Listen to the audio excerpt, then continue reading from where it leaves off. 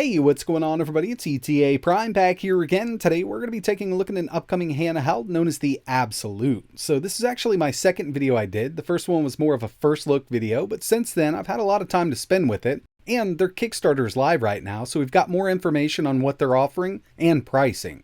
Straight off the bat, obviously, the first thing that people are going to compare this to is the Steam Deck. This is not in the league with the Steam Deck. This is actually running an Android operating system. This is more in lines with the Logitech G Cloud. This is touted as a game streaming handheld. We do have a lower end CPU here when you compare it to the Logitech G Cloud, but pricing is also much lower. This is coming in at $199 during their Kickstarter campaign. I'm not sure if they're going to raise the price after that or not, but you can head over there. I'll leave a link in the description if you're interested in learning a little more. But first things first, some of you might notice that the interface here is very reminiscent of the G Cloud, and that's because it's using the handheld launcher. I've seen this released with a few different handhelds in the past few months. But we've got all of the settings we need here for Android. By the way, it is running Android 12.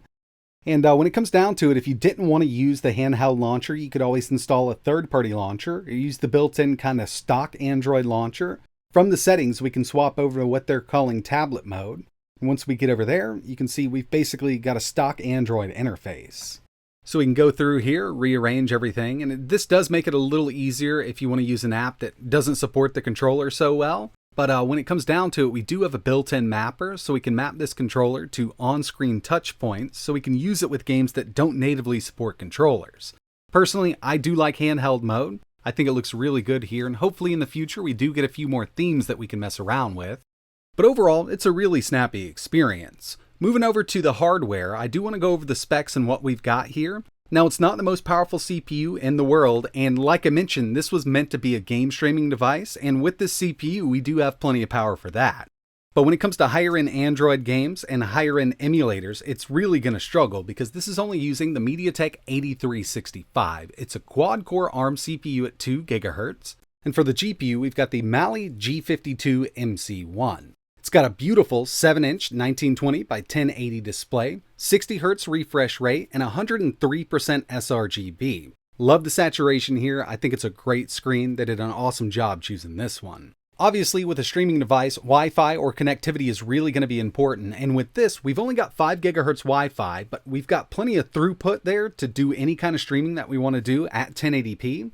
One of the most important things here would be the stability of that Wi-Fi, and that's why they opted to use the MT2R MIMO Wi-Fi chip. While it's not as fast as Wi-Fi 6, it's a lot more stable than a lot of the lower-end Wi-Fi 6 chips that are on the market right now. There's been time to kind of refine this 5 GHz Wi-Fi technology. Really important when it comes to game streaming because you want a very stable connection just to keep that frame rate up and the video quality sharp. Another thing we have here are Hall-based analog sticks, and we've also got Hall-based triggers. So instead of using a physical connection, this uses a magnetic field. Really nice, and we've been seeing this a lot in a lot of different controllers and handhelds on the market. Really glad to see it come into a low-cost device like this. This also has front-facing dual stereo speakers and a dual Z-axis linear motor, so we've got pretty good haptics here. But one of my favorite things about this device here is battery life. It's only got a 5200 mAh battery, which doesn't sound like a lot nowadays, but we can get 8 hours of gameplay out of this thing. I've been messing around with it for quite a bit. I don't have to charge it for around 3 days, and I've been using it every single night. Give you a quick size comparison between it and the G Cloud. The abxylute is coming in a bit thinner. As you can see, that G Cloud does have kind of those chubby palm rests, which does make it a little more comfortable to hang on to for a long period of time. Now we've got sharper edges on the abxylute. Doesn't kind of dig into my hands or anything like that, but it would have been nice to just have a little more meat right there by the palms. Here's the size comparison between the abxylute and the Steam Deck. Steam Deck is a pretty massive handheld when it comes down to it, but it's putting out a lot more performance. Okay, so jumping into a little bit of testing, we're going to start out here with Xbox Game Pass. So we're doing some Xbox cloud gaming here. Interface loads right up. Everything's really snappy here. And this is actually one of my favorite game streaming services. And it's really because I've already subscribed to Game Pass and I've got access to this. But we can get right in here. And I've just started up Forza Horizon 5. Alright, so here we are with Xbox Cloud Gaming, and remember we do have those analog triggers, so this is one of my favorite things for racing games. We can give it a little bit of input. If you don't want to enable launch control in the game, you can do it this way. So just a bit, and here it go up. We could go all the way with it. But yeah, I really do utilize this quite a bit with racing games. It's definitely my favorite genre. And I've said it before, but I've always had really good luck with Xbox game streaming. Now, this isn't streaming from my home console. This is the cloud gaming version of it all. And with a decent internet connection, you should have a pretty decent time. And again, no Wi-Fi 6 here, but we do have that really stable Wi-Fi 5, so this is really playable.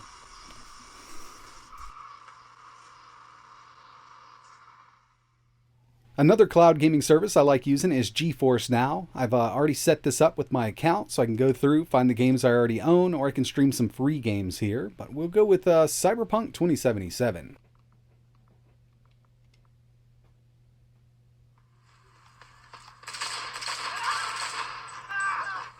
And this does look really good. I've been with the Founders Edition of Geforce Now since it launched, and we've got access to RTX here.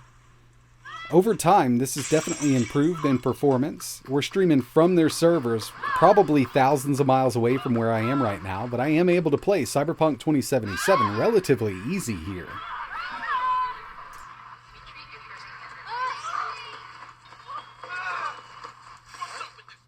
Whenever I do a video that involves game streaming, be it cloud gaming or native game streaming from your own PC, I get asked about Moonlight. I usually don't use it myself because I'm not signed in a GeForce experience on my main gaming PC, but I've done it for this video, and we'll just launch Spider-Man Miles Morales. And I'll tell you, it's been a long time since I've even tested out Moonlight. Another reason, I kind of put it on the back burner and used Steam Link over this was the performance I was getting when I tested it. But coming back to it now, I gotta say this is performing amazingly. And one thing you gotta keep in mind here is this is not streaming from a cloud service. This is streaming from my own gaming PC. The abxylute and my gaming PC are on the same network, and with the PC itself, I've always got that hardwired. That way I don't have to deal with two wireless connections. But yeah, this is really close to, playing on the PC itself.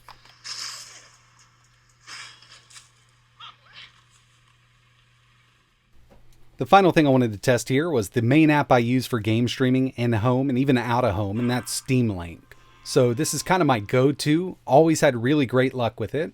And you might notice I've got the Steam Deck interface here. I'm on the latest Steam beta, so this is the new big picture mode. And once we got this connected, we've basically got a Steam Deck, but I've got a lot more power in my gaming PC. And with my game streaming settings, I've got it at 1080p quality, so we've got a really nice picture. Horizon Zero Dawn, 1080p ultra settings. It looks great on this display. And even though I'm streaming in home, so we have very minimal latency here. It's a really nice experience with the abxylute.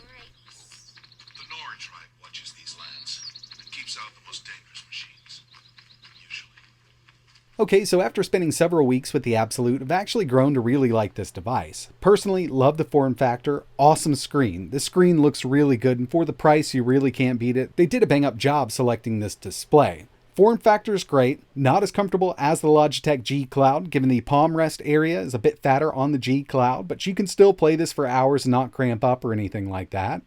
We've also got great connectivity. Again, it would have been really nice to have Wi-Fi 6, but with that MIMO 5 GHz Wi-Fi here, not bad at all for game streaming.